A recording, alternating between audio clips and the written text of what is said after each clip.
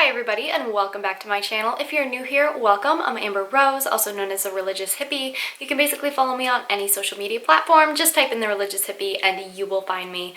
So today we're going to be talking about Catholicism and the secular modern world we live in. I'm also going to be answering quite a few questions that you guys have asked, and a lot of these questions I tried to go with the ones that were most commonly asked so that I would cover more basis. But of course, if you have any more questions, you can always shoot me an email, you can DM me on Instagram or social media, blah blah blah. So yeah, but let's get into this. I think personally it's really difficult to be or even stay Catholic in a society that we live in that is so modern and is constantly going against basically everything we value and uphold as moral as Christians. And so that can be really disheartening. And another thing is we're constantly seen as extremists because we don't want babies murdered in the womb, or we are trying to fight against the destruction of the nuclear family and fight against the LGBTQ agenda, fighting against the BLM organization and things of that nature. They constantly tell us that we're brainwashing our children, or we ourselves are brainwashed, yet they themselves cannot see the damage that they are causing by not teaching their kids about God or not allowing their kids to learn about God. I've been told things everywhere from "you are a failed abortion" to "you're forcing your religion on me." And I don't think these types of people understand the concept of scrolling. I am not forcing you to watch my video if you choose to watch it. You are on my page and you are watching my content, you are reading my posts. That is your individual choice. You can't blame me for you yourself, who I have no idea who you even are, reading my posts. I'm not forcing you to click on my content or read my posts, but I'm glad that you are here, even if you don't agree with me. We are constantly going to be tempted to follow the world, whether that's because we have friends that are doing it and we think it looks fun, or there's peer pressure, or it's just the norm nowadays, which is very unfortunate that we consider some of these things normal. But I want to encourage you to stand your ground, even if you're the only one. Now, this is easier said than done. It truly is. I understand it can be really difficult sometimes, but there are some areas in our life where we're going to have to cause some friction for the greater good.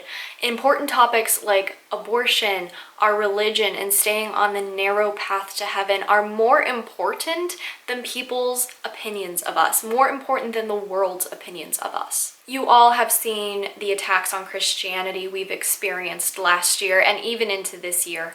And honestly, I don't really see the persecution based off of history getting any better. But the persecution that we're facing in the US right now is nothing compared to what Christians face in third world countries like China. And we constantly need to be spreading awareness about these concentration camps that Christians are thrown into, and their organs are forcibly taken from them, and they are brutally killed if they don't renounce their faith. It's disgusting. And we constantly need to be speaking out about that. We also need to understand that our hope is not in this world. It is not here that we will find eternal happiness. It's in heaven that we will find that eternal happiness. And no matter what the circumstances are, that is what we should constantly have our eyes on. That is what we should constantly be striving for. Again, easier said than done. I understand that. But doing our best to strive for sainthood is the best thing we can do. Now, I know you guys had a lot of questions about being Catholic in a secular world, so I'm going to answer some of those questions because these are some things that really helped me when I came back into my faith and realized how horrible the world actually is today and how much it actually hates Christians. So I'm going to be answering those questions because, again, I put one of those little questionnaires up onto my Instagram. So we're just going to pull that up really quick and I'm going to answer some of your guys' questions. Also, y'all are so smart. I had no idea you could go to the archives and just like pull up all your previous stories. Like, mind blown. This makes my life so much easier. I don't have to screenshot everything now. So anyways, we're going to go here. Okay, so our first question is, how to respond to someone who's worldly when they're immodest and causing us to sin? Good question. So when it comes to modesty, it really needs to be that person's individual choice. and they need to do it for the right reasons. They basically need to have a personal conversion. They need to have their own conversion. Otherwise, anything you say to them, they could deem as like oppressive or sexist or whatever else they want to deem it as. But you can always help them and show them that they are more than the clothes they wear. Their dignity is not linked to their body or being a pretty face or a chiseled jawline. Their dignity goes so much deeper than what you wear or how your body looks. And I discussed this with my friend Evelyn on my podcast. That episode is coming out on April 23rd, so stay tuned for that. But we basically discussed modesty and everything surrounding it. And something she said was really profound. She said that you need to do modesty for the right reason being for God. And understanding how modesty can really deepen that relationship and how you can serve God better when you dress modestly. But again, that is like a personal revelation that the individual is going to need to have. Otherwise, she's not going to be doing it for the right reasons. And unless it's a boy, he or she's not going to be doing it for the right reasons. And therefore, it's not going to have a long-term effect, and it's probably not going to stick. So if somebody hasn't had that conversion yet, they could take your words and deem them to be offensive or controlling or manipulative or blah, blah, blah, because we live in such a selfish world where everything's about ourselves. It's all me, me, me, me, me. I want to wear this for myself. This is how I feel. This is what I want. You're oppressing me. Like there's all this me, me, me, me, me. And we kind of forget about thinking about the other individuals. And so that's another thing we kind of have to take into account, that we live in a very selfish world. So people are going to take a lot of things personally. Back in the day, you would be able to speak your mind no matter what. You could be like, hey, I don't think what you did was good there. But now if you say, oh, hey, I don't think what you did was good there, they're just like, how dare you judge me? You can't do that. You're oppressing me. That's sexist. That's racist. Blah, blah, blah, blah, blah. It goes on and on. It's so dumb. And so that's something you also have to be aware of. Now, I don't know your exact situation. However, you can always pray for them. That is 100% something you can do, whether you know the person, you don't know the person. They could be a sibling, they could be a best friend, a significant other, a stranger, whatever. You can always pray for their conversion. But if they do respect you and you know they're going to respect what you're going to have to say and you guys are close, sit down and have a heart-to-heart with them. Our next question is, being pure in a wholly hypersexualized society. Yikes. Yeah, so true. Honestly, it is so sad to see how many people are exposed to porn under the age of 10. It is insane. It's disgusting. It is so hard to find somebody who has not gone through sexual trauma or sexual abuse or some kind of sex addiction. And honestly, it's usually all three clumped together. People who go through sexual trauma or abuse turn to that because they want to feel better about themselves. They're told it's normal and they should just accept it, and so they try to, but in reality it just causes more and more issues because it has this neurological effect on us and it makes it difficult for us to form connections with human beings. There's this whole psychological side of it, okay? So this part can be really hard for people to grasp because they're told, oh, it's fine, it's normal, blah, blah, blah, by society.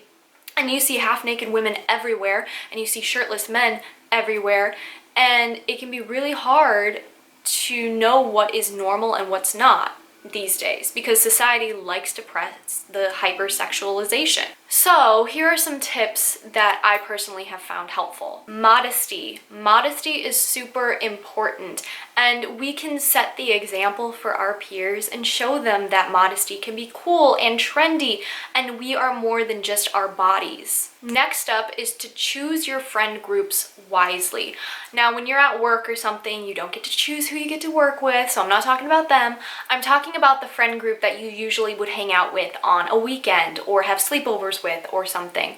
The people we surround ourselves with do impact the way we see things, we rationalize things, and we talk about things, okay? Because the more we surround ourselves with people who talk like dirty and have dirty jokes, the more we begin to think about that stuff, the more we begin to kind of adopt that kind of mindset. So it's really important that when you hang out with people, they have your same morals and things of that nature. You need to be with like-minded people. And people think that this is selfish. It's not selfish to have boundaries. It's not selfish to have expectations for your friends, because I don't want to hang out with somebody who curses all the time, does drugs and drinks and gets drunk every Friday night. It's like, will I be kind to them as a person? Absolutely. Everyone deserves kindness, but would I have them as a friend? No, I wouldn't, because the friendship wouldn't be fruitful. I want to give my time and my effort to people who will actually give their time and effort back to me. So that's not selfish, that's just boundaries. Okay, so the next one we have is a little more unorthodox, and that is to stay off the For You page of TikTok. TikTok is a ticking time bomb, basically, and in a sense, I guess you could say. So when you go onto the For You page, there is a complete gamble of what you are actually going to see on your For You page. 1 second it could be a cute little puppy dog, even if you have your preference set. Like, you could just look at a puppy dog 1 second, the next second you scroll and there's a half-naked teenager dancing to WAP on your For You page. And then boom, you're triggered into sexual sin again. It is so important that if you are struggling with sexual sin, you stay off those search kind of like random suggestions, even on Instagram too, but specifically on TikTok, because you never know what you're going to get. I have all my preferences set. I only follow Catholic and animal creators and things like that, and yet I will still get half-naked teenagers on my For You page, and it's disgusting. So long story short, stay off the For You pages. They're not a good place to be. And the last thing I'm going to suggest is to learn your self-worth. This is really important. We need to understand and truly believe that we are children of God, because we are, but we need to believe that. And we need to understand that we can choose better for ourselves. We don't have to be pulled into the sins of this world. We don't have to follow that person into their sins. We don't have to do this or do that. We deserve better, because we are children of God. We are children of the Most High, and we deserve better. Does that mean that it's always going to happen? No, but we ourselves can choose what we do and what we don't do. And when we understand our self-worth, we are going to be less likely to follow the world and follow those sinful tendencies, because then we actually value our soul. We value our body. And the world constantly likes to say that our body and soul are separate. They are not. What you do with your body affects your soul, and vice versa. That is why sinning is so bad, because you sin with your body and it affects your soul. But then we go to the sacrament of reconciliation and you confess your sins and your sins are forgiven, and then your soul is pure again and it's clean, and you came back to God like the prodigal son. And it affects your body in the way of, spiritually, technically, you have this glow about you. It's very interesting to see, but the more we respect ourselves, the more the world will probably try and disrespect us. But because we have that respect for ourselves, we aren't going to let that get to us, and we aren't going to fall into the sins of this world. Okay, our next question is, what is the best way to evangelize with non-Catholic peers and families? The best way to evangelize is to ask questions. Now, I want you to remember that we are not meant to convince anyone of anything.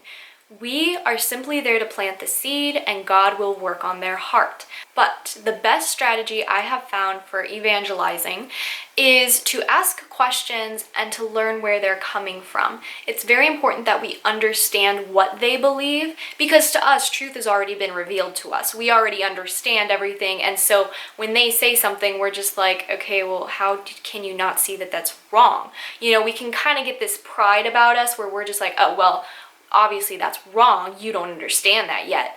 And I've totally been there. I'm calling myself out. So it's important that we ask questions. So let's say they believe in sola scriptura. Ask them, why do you believe that? And so when we start asking them questions, they start thinking a little bit more about where they got their information from and why they believe it, instead of just stating like, oh, I believe this. Sometimes, depending on the question, they will try to revert back to the Bible.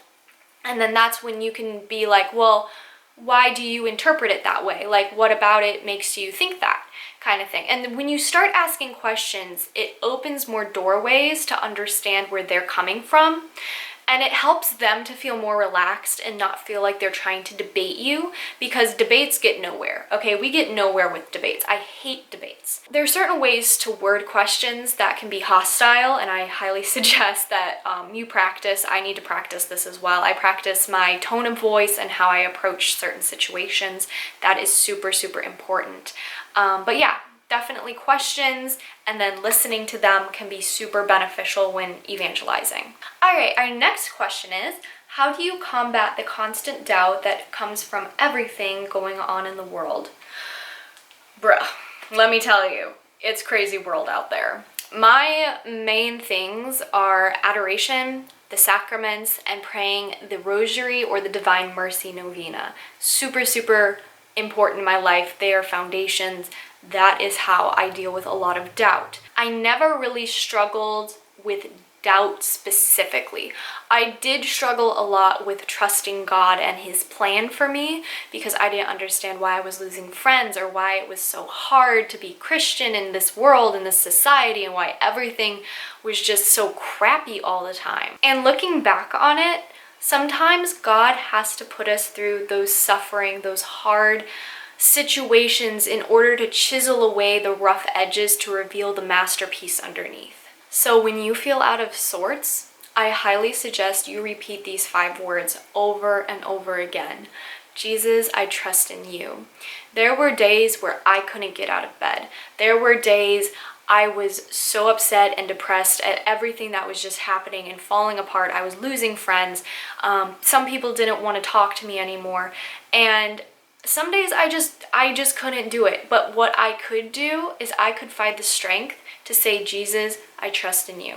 And I could say that over and over and over again. And eventually I found the strength to get up. I found the strength to shower. And I found the strength to carry on. And here we are today. And I could not be more happy about going through those difficult times, because they made me grow.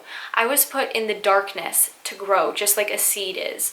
And in order to go through and grow and become strong individuals, we need to go through hard times. And while we might not see it in the moment, we need to trust in God's plan. And that's easier said than done, but saying those words can really, really help. Another thing I'm going to suggest is to turn off the news. In fact, turn off all your electronics. Go outside, walk around, spend time in God's creation, and just breathe. So important. It's known to reduce stress, to reduce anxiety and depression. Just get out for at least 15 minutes a day. Walk around your neighborhood. Go to the forest preserve. Walk around a park. Just get outside. It is so, so important that we detach from our electronics and we truly connect with God in his nature and just his creation in general. But that can really, really be helpful. I don't even look at the news anymore at this point. There's nothing on the news that's going to change the way that I live my life. And I live my life for Christ, okay? And there's nothing that's going to happen on the news that's going to change that.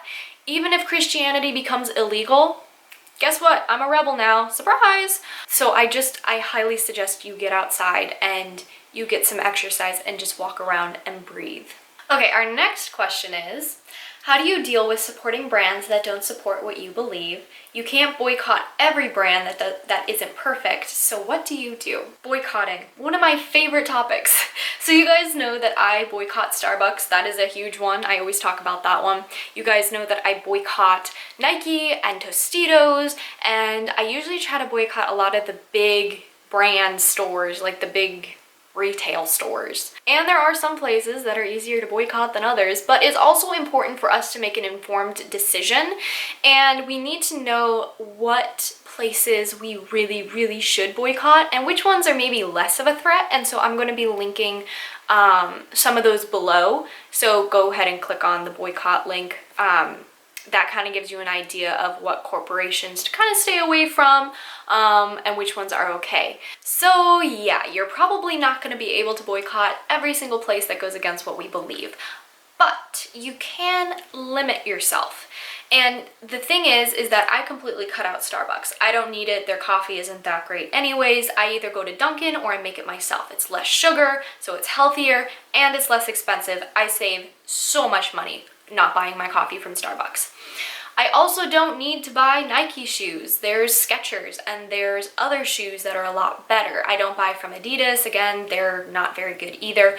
But there's Skechers and there's a bunch of other shoes that I can buy from, like shoe companies I can buy from. Now, I'm a college student, and as a college student, I am on a budget, so I am not able to blow $40 on a pair of jeans. This is why I usually go thrift store shopping. I always usually thrift my clothes. 90% of the clothes you see me wearing, I thrifted.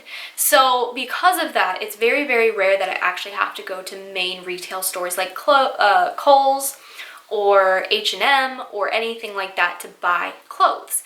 Now, on occasion, like once a year, I will go to Target or something and I will buy sweatpants or I will buy a t-shirt for like $5. But I limit myself and I don't go crazy and buy like a whole bunch of things. Like in my previous video, like I bought 2 sweatpants and I think like a pair of shorts, and all of that totaled to like $20. And so even because I was looking for stuff like that at thrift stores for literally months and I couldn't find it, and so I was like, you know what, I'm just gonna have to get it, and so I did, and I was there already. So because of that, yeah, I can't exactly boycott Target entirely, but I can limit what I buy and make sure that what I buy was not made in China. So yeah, while it's not completely possible to boycott every single industry that does not align with our beliefs, it is still important to know which ones are better than others and to still limit ourselves with those that might not be as bad, but are still giving money to organizations that we can't support or we don't support or agree with. But I totally know where you're coming from. Okay, our next question is, how to fight modern feminism? Easy. Don't be one. The best way to fight modern feminism, toxic femininity, is to really embrace true feminism and to speak out against the lies that the toxic feminist movement is spreading about women. Most modern feminists are pro-choice, and it always blows my mind how they think that telling women that they're not strong enough to be mothers is pro-woman. Another thing is that they'll constantly tell women that the only way they can succeed is if they kill their babies. How on earth is that pro-woman, let alone pro-human in general? All lives matter. So the best thing you can do is you can set that example for your peers and for people around you. Start a social media page about it. Do what you can to get your voice out there and refute these lies that the anti-woman movement, as I like to call it, likes to push on women. Now, also, when you have kids someday, if you're going to have kids, if you're not going to go into religious life or whatnot, make sure that you raise them with the same values, because the world will teach them that being a woman is weak, even though they won't say it outright, but specifically telling them that the only way they're going to succeed is if they can kill their offspring, and tell them like, you can either go to college or you can have this child. No, they can do both. So if you don't teach your kids that they are strong and they can be strong as women and they can go to school and have a kid and they can do all of that stuff. Obviously, I'm not promoting sex before marriage, but raise them with that mindset, because we need more people like that in the world. And the mother is the heart of the home, and she is the one who's going to really teach the kids these types of things. This is really important to teach them. Okay, our next question is how to not be ashamed of being religious and being open about it. Good question. I think most of us kind of reach that point in our lives where we kind of just say enough and we kind of stop caring what people think. And we realize that the only thing that really matters is God and his opinion of us and staying on that narrow path to heaven. I think another part of it comes from ignorance, not purposefully, of course, but I think when we are less confident in our faith, we tend to become more ashamed in a sense, a little bit more, I guess we tend to put up walls a little bit more, be a little bit more defensive, maybe that's the right word to say. And so we're less likely to talk about it because we're less confident in our knowledge of it. So I would really highly suggest you do education. I know you didn't specify what religion, but definitely do as much research and educate yourself as much as you possibly can on your religion, and really you know, just dive into it, because the more confident you become in your faith and understanding why you are your religion and how it came to be and everything, the more confident you are going to be when talking about it to other people. I know for a fact when I came back into my faith, I was ashamed to call myself Catholic because I thought it would offend people. So instead I just called myself Christian. And I went to which I mean, Catholics are Christian, but you guys know what I mean. So I went to my priest and I told him about this, and he told me to read the Beatitudes, which is in Matthew chapter 5. And ever since then, whenever I feel like I'm just, you know, not ashamed, but I'm just like, I don't want to share something, or I feel like I'm going to offend people because of my faith, but it needs to be said, I will read the Beatitudes. And that has really, really helped me. So hopefully those will help you too. Okay, next up, people don't listen to you and they just want to attack. Yeah, that's pretty common these days, especially with technology where people can just hide behind a screen. Yeah. I did make a video about dealing with hate from non-Catholics. However, the biggest advice I can give you is learn how to pick your battles. There will be some people who are literally just trying to gaslight you, start fights and debates and arguments. And then there's other people who are truly interested in having a conversation and learning about Catholicism. It's really important that you learn how to differentiate between the two, and you learn how to pick your battles wisely, because you want to spend your energy on people who are actually serious about learning, converting, or just being taught Catholicism, rather than wasting your time on somebody who's not even going to give you a chance to explain yourself, and is just going to keep throwing misconceptions at you and not even look at what you have to say. And there are so many examples of that on TikTok, let me tell you. And of course, as always, you can always pray for them. But yeah, definitely go check out my video. I kind of go into a little bit in depth on how to deal with people who hate you or just constantly ridicule you. So yeah.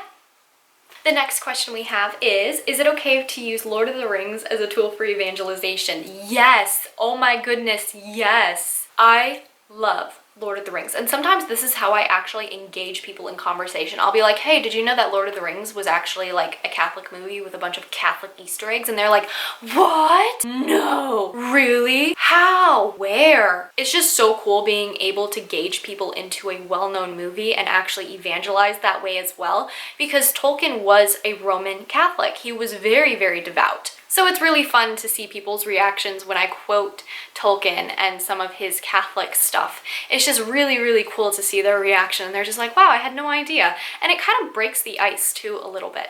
Actually, fun fact, did you know that in 2001 they actually burned a lot of Tolkien's books, Lord of the Rings books, because they were deemed satanic, even though, you know, he was a very devout Catholic man. I would hate to see what those people think of the books and literature we have nowadays. You know, like, burn Lord of the Rings, but Twilight? Pfft, Twilight's totally fine, guys. Pfft, what are you talking about? Our next question is it wrong to have non-Catholic friends, and should you prioritize Catholic ones? Here's the thing. I have had Catholic friends that were absolutely terrible friends. They didn't respect me, they pushed boundaries, they had absolutely no morals for themselves or others. Horrible, horrible, horrible friends. I have had other Catholic friends who are amazing. We have extremely fruitful conversations, friendships. They help me in virtue and on my path to heaven. Like, they really, really do. And sometimes they will tell me like, hey, you know, maybe you should rethink this. And they lovingly tell me when I am wrong. And that is so, so important to me. When people tell me that I am wrong and I need to reconsider, but they do it in a loving way. And that is really, really beneficial in friendships. On the other side of the spectrum, I have a lot of non-Catholic friends who are very, very supportive and inquisitive, and they just want to know about Catholicism. And they understand that even though Catholicism, God is like the most important thing to me, they understand that I don't want to be pestered with questions every single time we hang out. I want to talk about other things like life and our favorite movies and things like that. And if questions do arise, absolutely I'll answer them, but then they leave it at that and they don't try to push. They don't try to be like, well, I thought you believed this or anything. They are simply there to ask the question, and when I answer it, they are completely content and they're not going to push any other, you know, misconceptions on me. They are simply just there to learn, which is so, so amazing, and I'm so thankful for them because that makes my life so much easier. And yeah, Catholicism is the most important thing to me. God is the most important thing to me. However, it can be exhausting when you constantly have people who you hang out with always asking you about it. They're just like, well, why do you believe that? And I'm just like, I love talking about Catholicism, but can we please just have a normal night where we just talk about, you know, maybe our love for God and our movies and things like that. But sometimes it can be really exhausting constantly being pestered with questions. And I love answering questions, but sometimes it's just too much. And I like to keep it, you know, kind of light and fluffy in my relationships. But then on the other spectrum, I do have some non-Catholic friends that just push and push and push and don't respect my boundaries. They keep crossing the lines and they keep asking dead-end questions and refuse to actually do any research on their own, and that drives me insane. And they don't even, if they do research, it's not proper research. They do research off of biased Protestant websites, and I'm like, if you want to learn about Catholicism, go to Catholic sources. Why would you go to atheism to learn about Judaism? And why would you go to Protestantism to learn about Catholicism? It doesn't make any sense. So it is so important to me that people respect my boundaries, they respect my space, and they respect my religion. I don't mind questions, but people will word questions in such a way that they want to debate, and I'm not down for debates. Debates get nowhere. I hate debates. And also I'll probably end up crying because I'm an emotional person. I just want to have a conversation, but people want to debate. And so in those instances, a lot of those friendships I usually cut off, or I don't give as much of my time to, because it's not fruitful for me. And all they want to do and all they see me as is, you know, my religion. They don't see me as an individual person. They just see me as basically a religion they have to disprove, and that really, really bugs me. So again, it just really, really depends. But if your friends, no matter if they're Catholic or not Catholic, if they respect you and you feel comfortable around them, absolutely keep them, no matter what religion they are. But if they are Catholic or non-Catholic and they don't respect you, cut them off. You can be Catholic and be a horrible person. You can be not a Catholic and you can be a wonderful person. So it's really important that we just prioritize them based off of how they treat us and respect us as individual human beings. Okay, next up, how can I preach the faith online when I'm scared of rejection? Again, the Beatitudes are super, super important when you feel like you are under a lot of pressure or you're just too scared to speak about the faith. It also really helps to understand Jesus and that he was rejected. So going through the Gospels and learning more about Jesus and how he handled that rejection can be super important. Another thing I think about a lot when I think about rejection is how most of the apostles, except one, rejected and abandoned Christ on Calvary. Not just that, but they actually abandoned Christ's mother on Calvary. And so just to think about that abandonment and that rejection and realize that this world is going to reject us no matter what we do.